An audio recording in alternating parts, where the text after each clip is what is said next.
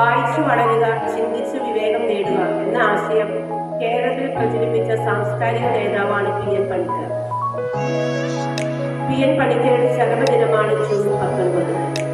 മലയാളിയെ അക്ഷരത്തിന്റെയും വായനയുടെയും ലോകത്തിലേക്ക് കൈപിടിച്ച് ഉയർത്തുകയും അത് ലക്ഷ്യമാക്കി കേരള ഗ്രന്ഥശാല പ്രസ്ഥാനത്തിന്റെ അടിസ്ഥാനവുമായി ഇട്ട അദ്ദേഹത്തിന്റെ ചരമദിനമാണ് ജൂൺ 19.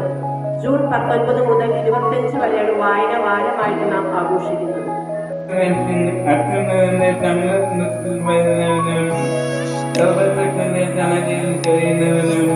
കർത്താവിനോട് എന്റെ സംഗീതവും എന്റെ കോട്ടയും അവൻ ആശ്രയിക്കുന്ന എന്റെ ദൈവവും എന്ന് പറയും.